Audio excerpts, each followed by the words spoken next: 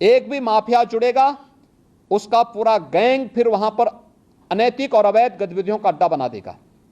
हर एक माफिया की कमर तोड़ डालिए, कोई भी अवैध और अनैतिक गतिविधि उसको मत संचालित करने दीजिए।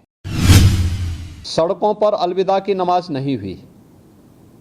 हमें सुनिश्चित करेंगे कि सड़कें आने वाले समय में भी किसी भी प्रकार की अव्यवस्था का कारण नहीं बनना चाहिए।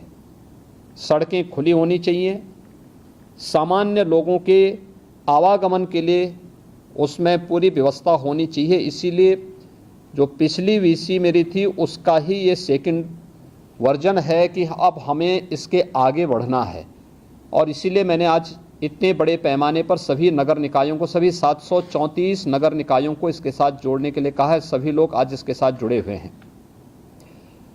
इसमें कुछ महत्वपूर्ण ये जो सफलतापूर्वक कार्य हुए हैं इसके लिए मैं अभिनंदन करता हूं। आप में से सभी अधिकारियों ने अपने स्तर पर मेहनत की और उसके परिणाम भी हमारे पास आए हैं। सड़क के किनारे बेतरतीब चल रहे टैक्सी स्टैंड, बस स्टैंड और जो वहां पर लोगों ने तमाम प्रकार के अवैध पार्किंग स्थल बना दिए गए हैं, यह भी है। और शहरी क्षेत्रों में या नगरीय क्षेत्रों में या सड़क के किनारे जो बस्तियां हैं वहां पर अतिक्रमण भी इसका कारण है।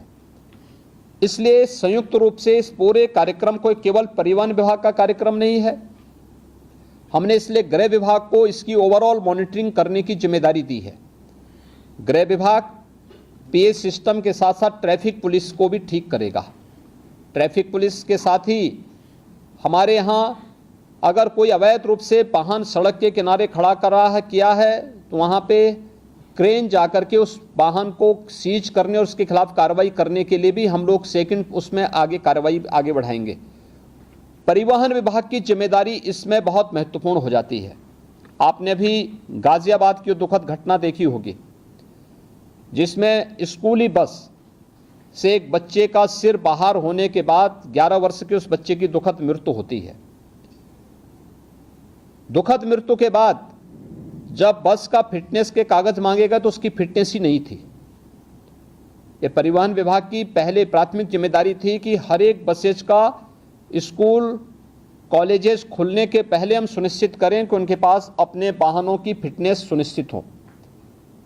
लापरवाही हुई, उसमें जवाबदेही भी तय की गई।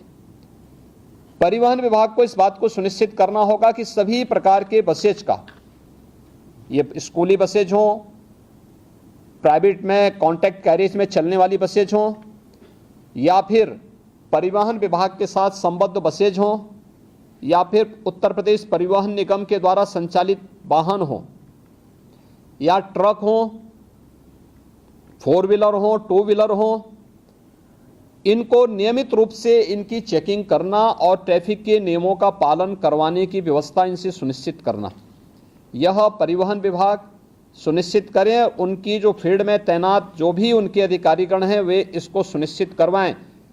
पुलिस की मदद भी लें, ट्रैफिक पुलिस की मदद भी करें। अवैध स्टैंड जितने भी होंगे इसको हटाने की कार्रवाई एक अगले 24 घंटे के अंदर अवैध स्टैंड तो हम हर हाल में हटा दें। कहीं भी अवैध स्टैंड नहीं चलने चाहिए, कहीं भी, हाईवे पर, एक्सप्रेसवे पर, स्टेट हाईवे पर, नगर निकाय के अंदर कहीं भी नहीं चलने चाहिए। किसी जिला मार्ग पर कहीं भी ना चले, इस बात को हम सुनिश्चित करें।